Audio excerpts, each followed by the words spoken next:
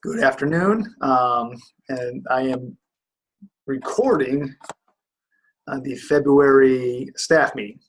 It's not a very long staff meeting. There's no reason to have all staff members stay after school for something this short. And I wanted to get this out to you on Wednesday the 7th, but there was a few scheduling issues that I still had to work out for future events. And with there being no school on Wednesday the 7th, I could not work those out with other teachers until today. So here is the virtual February staff meeting. So pretty short agenda. The first thing on the agenda is the academic fair. We have spoken about this. I believe I also included it in the email to you. We're going to do the academic fair on February 27th. It's a Tuesday. It's going to be from 8 a.m. to 10:24 a.m. That will provide each person roughly with 9 minutes of time. Now, that will include the transition time too as well. However, for most of us, that's not a huge deal because we're going from classroom to classroom. We're going from Mrs. Roofing's room to Mrs. Kolar's room. It's a pretty short walk. The rooms that will cause problems is going from Mr. Niedermeyer's room down to the band room. But other than that, the transition time should be pretty short. So 9 minutes is what we're looking at. That ends fourth period. That ends third period. And then that gets us right into fourth period. That will allow us also to not really even have to shorten our day. We'll just get into normal school and go from fourth period, fifth period, sixth period throughout the rest of the day. Again, what that means is we're not going to run on a delayed schedule. Delayed schedule would mess up with the middle school way too much. So we're going to keep a normal schedule. We'll miss the first three periods, and then we'll go right into fourth period when the academic fair is over. It's also important to remember that that's also the same day that we will do the ACT testing. So all juniors will be in the ACT test. That means the juniors will not be a part of the academic fair. There's a couple reasons for that. Number one, we've already missed 8 days of school. We've had a number of delays. If I have the academic fair on a different day than the ACT testing, I mess with another day. That stops teaching and learning on another day. So we're trying to keep as many disruptions as we can minimized. Secondly, our juniors do know what courses, for the most part, they are taking.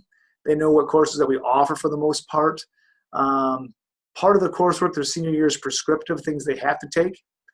And so if there is a group of students that will miss it, the juniors is probably the best group to have miss it. Now, what I will do and what I will allow, and I'll work with you on this, is when the juniors are done taking the ACT, they'll be down in the multi-purpose room. I'm providing lunch for them all afterwards. We're going to keep them afterwards, feed them lunch.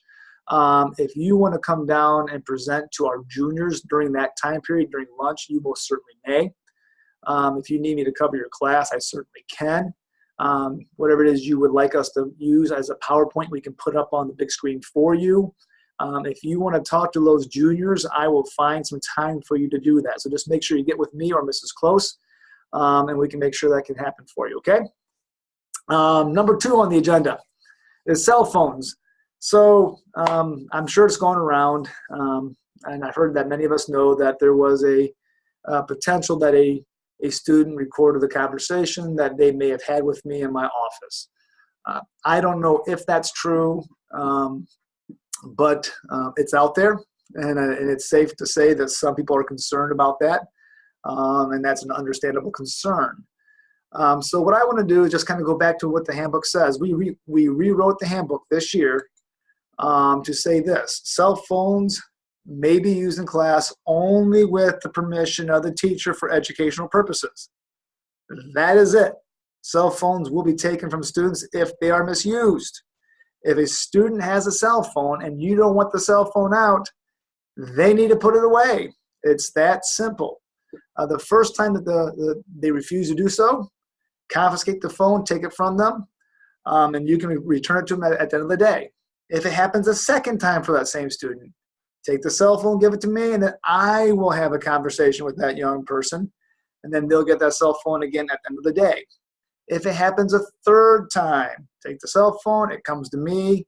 I'll make a phone call to mom and dad, and they do not get the cell phone back until mom or dad can pick up the cell phone. So we have a policy in place. We didn't have anything before. This is much better than what we had before. So the policy exists, so please use it. I do know that some staff members are using it, and if you're using it, thank you very much.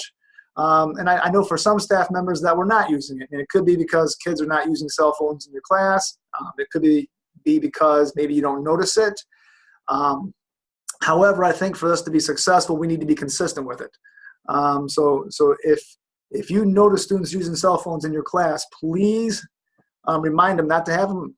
Please remind them to put them away. It's in our policy. It's in our handbooks. For the most part, they should be put away. There are a few digital tools out there that you can use on your cell phone that you can't use on the Chromebook. But for the most part, with Chromebooks, I mean one-to-one, the majority of the time those cell phones should be put away. So to help marginalize some of our fear, let's just stick with the policy as it is in the handbook. And if that doesn't work, we can have conversations later on regarding this policy and concerns for next year.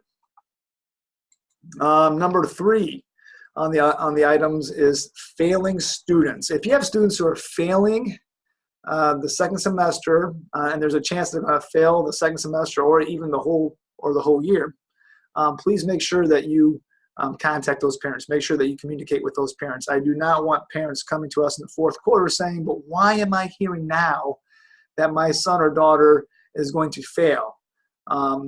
Communicate as early as you possibly can with parents regarding failures. Number 4, the positive praise postcard. I put those in your mailbox. Please use those. Quite often we don't give kids credit for the things they do well. We don't take time to thank them. We don't take time to do those things. It's good for parents to see it. It's good for kids to see it. Many of you who have done that have ran a copy and put it in my mailbox. I then put it in your folder, and it becomes a part of your evaluation as communication with mom and dad. It's just a fun little way to thank students and their parents, quite frankly, for doing a great job here. Some future dates to look forward to is next Wednesday the 14th. I know it's Valentine's Day. But we'll have the very last part of the book study. It's going to be around 3:15. It is a very short book study this time. It shouldn't take too long, so you can get out and go home and have dinner with your significant other. I will not be at that book study. I have a prior commitment, the Ohio Education Technology Conference, which is occurring in Columbus that day, so I'll be there. But Mrs. Daniel will be here running it as usual. If you do not know where that is, please come see me, and I can let you know. Also on the 19th, no school. Normally that'd be an exciting thing, but with the month of January that we've had, having school would be an exciting thing. But the 19th is a no school day because of President's Day. The 22nd, juniors will complete the ACT registration. We're going to do that between the hours of 11 and 12 during 5th period down in the multi-purpose room, and they'll go from there to lunch at noon and be back in classes 6th period. The 23rd, there is a field trip. Mrs.